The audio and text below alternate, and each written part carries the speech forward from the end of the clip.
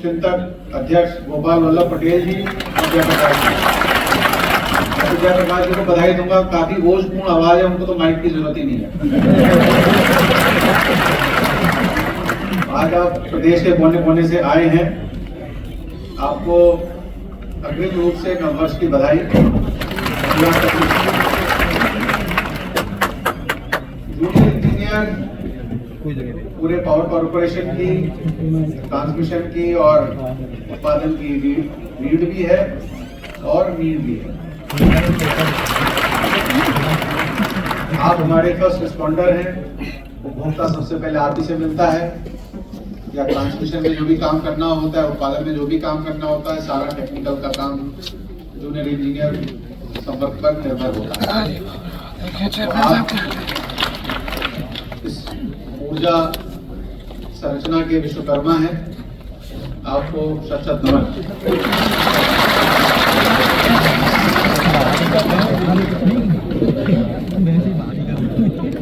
अभी जयप्रकाश जी ने काफी लंबा मांग पत्र पढ़ा, मुझे लगता है उसमें 30 साल से वही मांग पत्र चलता आ रहा है, जो मांगे रह जाती हैं वो बैलेंस चलती रहती है आगे। लेकिन ये हमें मानना पड़ेगा कि 30 वर्षों में देश दुनिया काफी परिवर्तित हो चुकी है। उनमें से जो मांगे अब रेलेवेंट नहीं रह गई उनको डिलीट कर देना चाहिए, तो थोड़ा सा समय भी बचेगा और कागज भी बचेगा। लेकिन जो रेलेवेंट मांगे हैं उनके बारे में आप जरूर अपनी बात मजबूती से रखिए, उन पर हम विचार भी करेंगे। एक चीज मैं देखता हूँ, सभी कर्मचारी संगठन कहते रहते हैं कि हमारा मैन पावर बढ़ाइए। हमारा मानक था 1990 का ये कि इतने पे इतना होगा, इतने पे इतना होगा। इस चीज को हमें समझना पड़ेगा कि जैसे संख्या बढ़ रही है, उपभोक्ताओं की संख्या पिछले 7-8 साल में दुगनी हो गई है, इसका मतलब ये नहीं कि हमारी कर्मचारियों की संख्या दुगनी है। इस चीज को आपको भी समझना पड़ेगा। हमें किसी भी संगठन को चलाने के लिए इनकम और एक्सपेंडिचर दोनों को ही देखना पड़ेगा। हम लोग इनकम को देख के बड़ा खुश हो जाते हैं कि साहब हमारा रेवेन्यू कितना बढ़ गया, हम लोग कितना बड़ा काम कर रहे हैं। ठीक है, चीजों में सुधार है, एटीएनसी में थोड़ा घटोतरी हुई, लाइन लॉस में थोड़ा इंप्रूवमेंट हुआ, ट्रू रेट में थोड़ा इंप्रूवमेंट हुआ, लेकिन साथ ही साथ एक्सपेंडिचर साइड भी तो देखिए। पावर परचेज कॉस्ट कितनी बढ़ी, सैलरी कॉस्ट कितनी बढ़ी, वेतन कितना बढ़ गया, संविदा का कितना बढ़ गया, ओएनएम कितना बढ़ गया। पिछले 7-8 वर्षों का देखा जाए तो रेवेन्यू बढ़ रहा है 7 से 7.5 पौने 8% के बीच में, सब कुछ मिला दिया जाए तो। और खर्चा कितना बढ़ रहा है? खर्चा बढ़ रहा है 10% से ज्यादा। तो कैश गैप जो था कॉर्पोरेशन का, जो 2021 में 8,000 करोड़ था, वो अब बढ़ के इस साल 46,000 करोड़ हो गया। ऐसी स्थिति रही अगले साल ये 50-55 हो जाएगा, उसके अगले साल और बढ़ जाएगा, उसके अगले साल और बढ़ जाएगा। तो ये हम सबको समझना है कि कोई भी सरकार,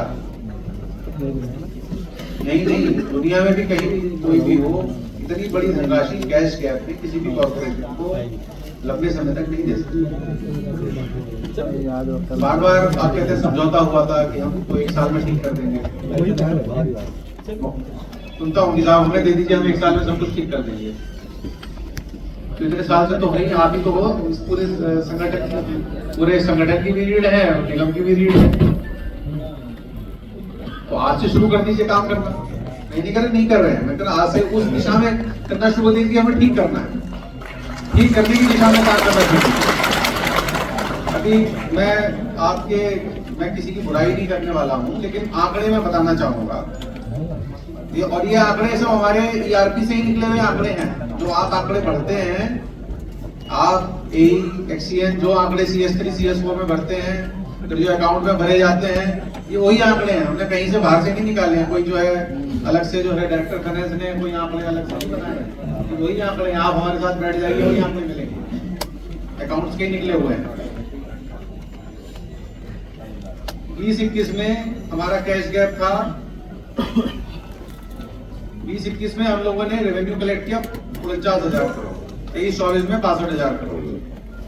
कुल खर्चे का जो हम रेवेन्यू कलेक्ट करते हैं वो 23-24 में केवल 58% था, अर्थात 42% हमें सरकार ने दिया।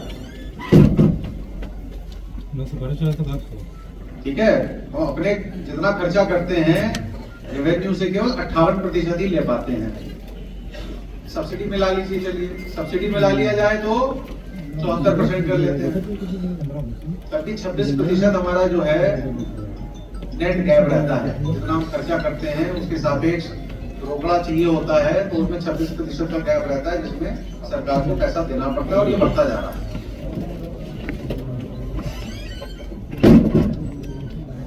और इसलिए बढ़ता जाएगा कि जितनी भी यूनिट बिजली हम पब्लिक को देते हैं, हर यूनिट पे हमें हानि है।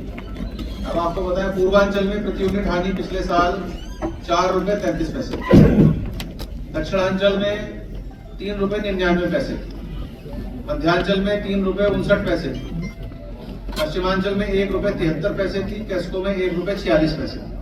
अब कैस्को को कहते साहब कैस्को बहुत अच्छा काम कर रहा है, लाइन लॉसेस कम हो गए, तब भी वहां पर इतनी हानि थी। और यूपीपीसीएल का अगर एक समय आंकड़ा देख लिया जाए तो 3 रुपए 25 पैसे प्रति यूनिट की हानि थी। कहने का मतलब है जितनी बिजली हम देंगे उतनी ज्यादा हानि हम करेंगे। जनता को तो 24 घंटे बिजली चाहिए, तब तक उसको मना करेंगे कि 24 घंटे नहीं चाहिए। हर साल जो है मांग बढ़ती ही जाएगी, गर्मी बढ़ती जा रही है, हर साल मांग 7 से 10% बढ़ जा रही है ओवरऑल। लेकिन अगर अप्रैल के महीने में देखें, मई के महीने में देखें, तो मांग जो है 20, 25, 30, कभी कभी 60% की जो है अगर डे टू डे कंपैरिजन करें मांग बढ़ रही है। और मैं आप सबको बधाई भी देना चाहूंगा कि इस बार जो भीषण गर्मी थी अप्रैल, मई, जून के महीने में, जुलाई के महीने में, हमारे सभी लोगों ने, यूपी पावर कॉर्पोरेशन के लोगों ने, ट्रांसमिशन के लोगों ने, उत्पादन के लोगों ने पूरे मनोयोग से काम करके निर्बाध विद्युत आपूर्ति 24 घंटे की है। लेकिन इसके साथ ही साथ जो असलियत है उसको भी समझने की जरूरत है। मैंने बताया कि 2020-21 में 8,000 करोड़ का गैप था, इस साल 46,000 करोड़ का गैप है और अगले साल इससे ज्यादा वो बढ़ता जाएगा।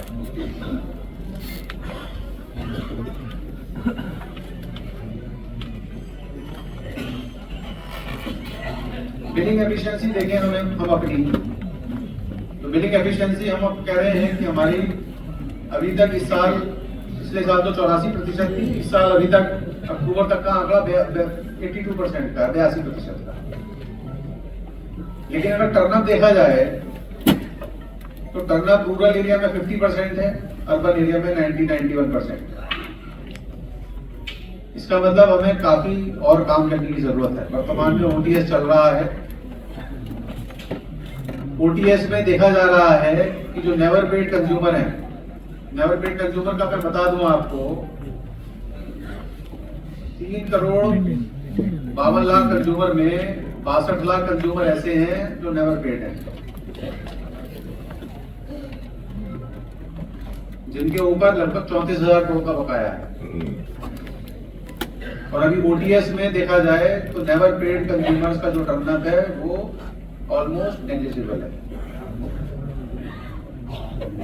इतने दिनों से असिस्टेड बिलिंग हुई, हमने चिन्हित कर लिया, सबको देख लिया कि साहब मोस्ट कंज्यूमर इसमें नहीं है। उस असिस्टेड बिलिंग का ही नतीजा आया कि साहब 4-5% से ज्यादा मोस्ट कंज्यूमर नहीं है, बाकी सब वेरीफाइड हो गए। ये आप ही कहाँ खड़ा है, लेकिन ओटीएस में कहाँ गए सारे, कोई नहीं आ रहा सामने। आप ही की वेरीफाइड फिगर है। तो अगर हमें सुधार की तरफ जाना है तो बकाये को तो वसूल करना पड़ेगा। एक और नारा दिया जाता है कि साहब अगर सारा बकाया वसूल हो जाए तो सारा घाटा पूरा हो जाएगा। बात बिल्कुल सही है। अगर बच्चा बिल्कुल सदाचारी हो, सब कुछ हो तो बड़ा होकर बहुत अच्छा आदमी बन जाएगा। लेकिन उसके आगे एक शब्द लगा है, क्या है वो शब्द? अगर। ये अगर ही शब्द बहुत बड़ा होता है ना। बचपन में हम सपना देखते हैं पता नहीं क्या हो जाएगा वो, लेकिन अगर आ जाता है, सुबह जल्दी नहीं उठ पाते। अगर मैं सुबह जल्दी उठ जाता तो मेरी आदत अच्छी हो जाती। अगर मैं शराब नहीं पीता तो मेरी जो है हेल्थ अच्छी होती। अगर मैं थोड़ी ज्यादा मेहनत कर लेता तो मैं कुछ और हो जाता। तो ये अगर शब्द बड़ा बहुत बड़ी चीज है। कि अगर ऐसा हो जाता तो ऐसा होता, अगर ऐसा हो जाता तो ऐसा होता, अगर बकाया वसूल हो जाए तो सारा घाटा पूरा हो जाएगा। हाँ, बहुत बढ़िया बात है, तो बहुत अच्छी बात है। लेकिन ये अगर कहाँ है, ये अगर कहाँ कौन खत्म करेगा? तो मैं आपका ये 2 दिन का जो अधिवेशन है, आपसे आह्वान करूंगा कि इस अगर की गुत्थी को थोड़ा सा सुलझाइएगा इन 2 दिन में। ये अगर वाली चीज जो है, इस अगर की कार्य योजना कुछ बना सके आप, तो हमें भी प्रस्तुत करिएगा और उसको कार्यान्वित करिएगा, जिससे कि जो अगर है ये डगर में परिवर्तित हो जाए। ठीक है, एक्शन प्लान में परिवर्तित हो जाए।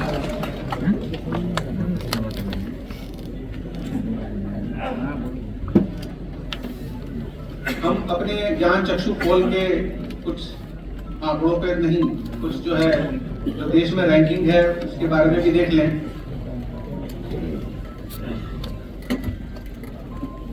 कैस्को की जो रैंकिंग आई है वो 100 में से उसको 42 नंबर मिले, जबकि देश के जो अन्य डिस्कॉम हैं तो ए कैटेगरी में है, उनको 90, 95, 96 नंबर मिलते हैं। कैस्को को 42 नंबर मिले, जो सबसे आगे हमारे।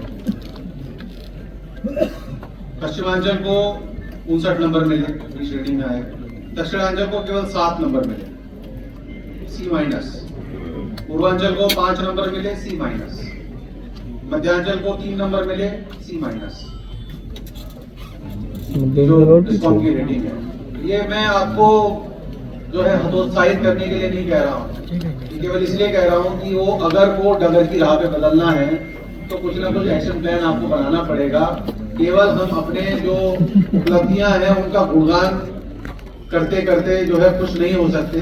जो हमारी फेलियर्स हैं उनको भी ठीक करने के लिए हमें ही कार्य योजना बनानी पड़ेगी। तो आधा चीज नहीं देखिए कि साहब जो है हमारा लड़का बड़ा अच्छा पढ़ता है, गणित में 90 नंबर लाया, हिस्ट्री में 95 लाया, लेकिन वो नहीं देख रहे हो कि साहब ड्रग एडिक्ट भी है।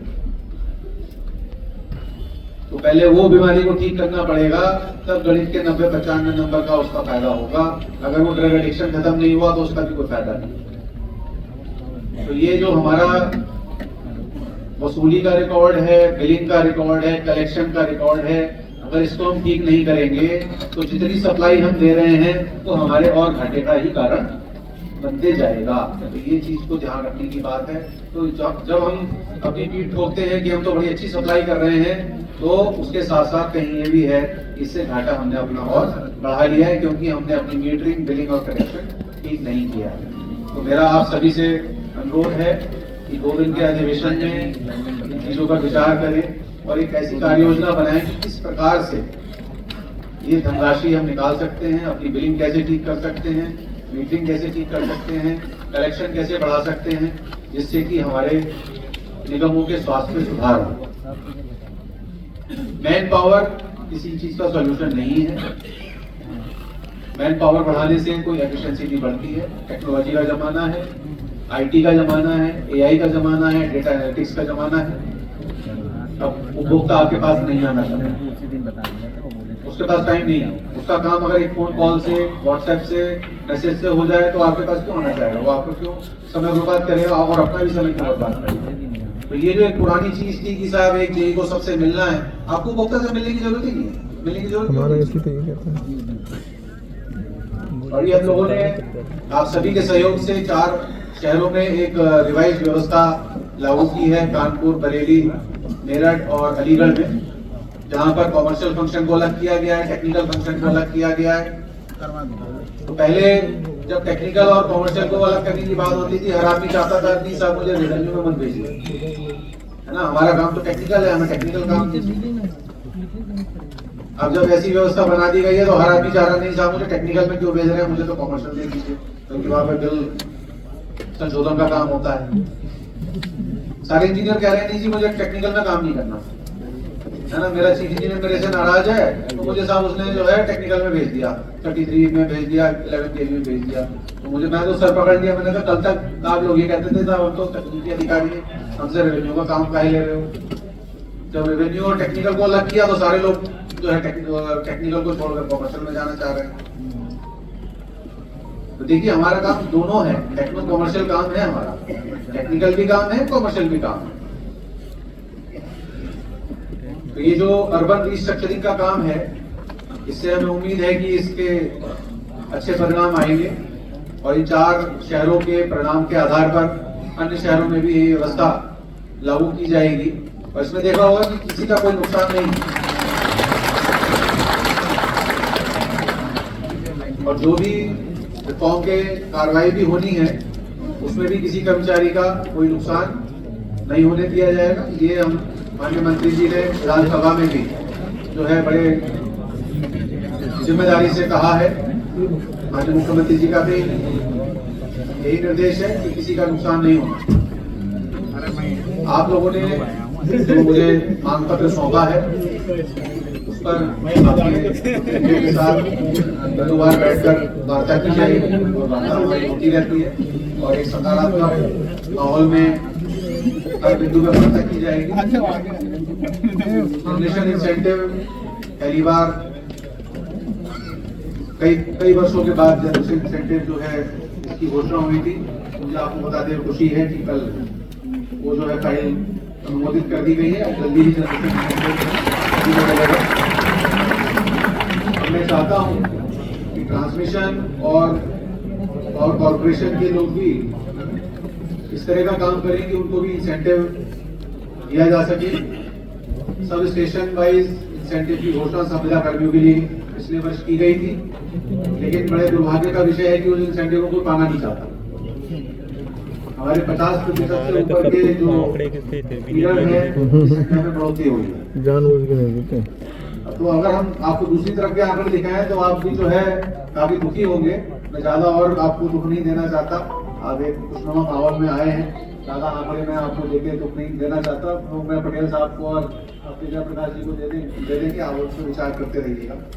आपके बाकी जो मांगे हैं आपके संगठन के प्रतिनिधियों के साथ बैठकर उन पर वार्ता होगी और पूरी कोशिश होगी कि उनका हम समाधान निकालें और आपके हित में जो भी हो सकता है उसको वो निर्णय लिए जाए। ये आप विश्वास रखिए कि जेई हमारे जूनियर इंजीनियर्स हमारे दिल के बहुत करीब हैं। हमारे निगम की रीढ़ भी है और नींव भी है। तो आपके हित में जो भी हमसे हो सकेगा मेरी पूरी कोशिश रहेगी और आपके प्रतिनिधियों के साथ वार्ता करके उन समस्याओं का समाधान कराने का हमारा पूरा प्रयत्न रहेगा। बहुत बहुत धन्यवाद।